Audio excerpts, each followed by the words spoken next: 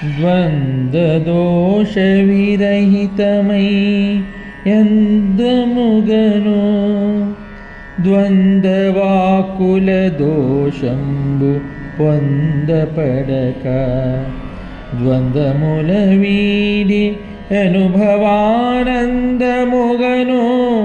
కల్పనాతీత యోగాత్మ కేవలాత్మ.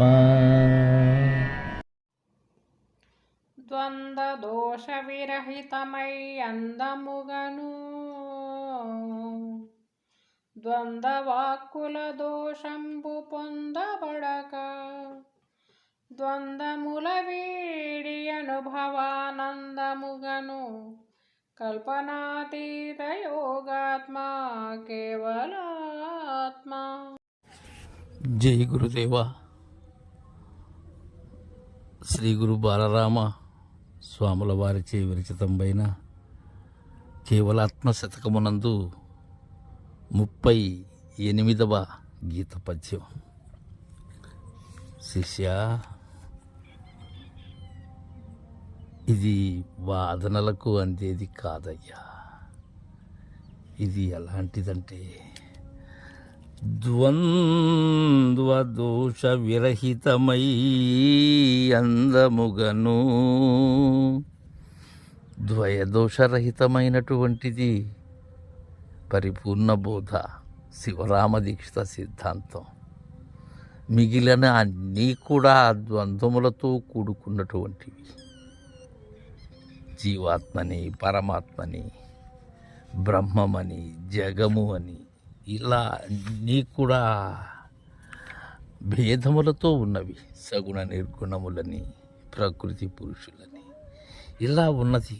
కానీ ఇది వాటికి విరహితమై ఉన్నది, ఏమీ లేనిదై విడువబడినది అయి ఉన్నది. ద్వంద్వ దోష విరహితము అంటే ద్వైదోషములు విడువబడినది. అది దానికి అంటవు అవి. ద్వంద్వవాకుల దోషంబు పొందబడక, ఆ దోషం లేదు దీనికి. రెండు అనే దోషమే లేదు. అయితే ఏకం అనేకం అయ్యేటువంటి దోషం కూడా లేదు నాయన దీనికి. ఇది ఆ ద్వంద్వమే భవబంధము కదా. జన్మకు మూలమైనది ఆ ద్వంద్వమే కదా. అలానే మాట పలుకు, ఆ దోషం లేదు దీనికి. పలుకులకు అందగా రానిది, మాట లేనిది ఇది. ద్వంద్వముల వీడి అనుభవానందముగను, ఇది ద్వంద్వరహితమై అనుభవానందము అంటున్నారు. ఇక్కడ మా గురుదేవులకు వారి గురుదేవులైనటువంటి చిదంబర రాజయోగేంద్రుల వారు బాలరామ పండితుల వారి సాహిత్యం నుంచే ఆయన యొక్క దీక్షానామాన్ని అందజేసిన విషయం మనములో ప్రతిఫలిస్తూ ఉన్నది. అది ఎలా ఉన్నది? అది అనుభవానందమై ఉన్నది. తన అనుభవం అది.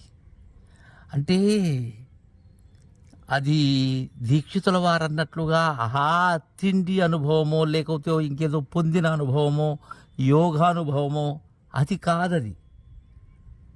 అది అనుభవాతీతమైన అనుభవం, నిజ గురుదేవులు పొందినటువంటి అనుభవం, నిజ గురుదేవులు మనకు అందజేసేటువంటి అనుభవం.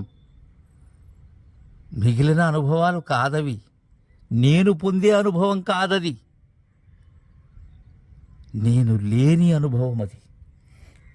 అయితే నేను లేకుండా అనుభవం ఎలా తెలుస్తుంది? అది గురు శిష్యుల నడుమ మాత్రమే గుర్తురహితమైనటువంటి అనుభవం అది. కల్పనాతీత యోగాత్మ కేవలాత్మ. జై గురుదేవా.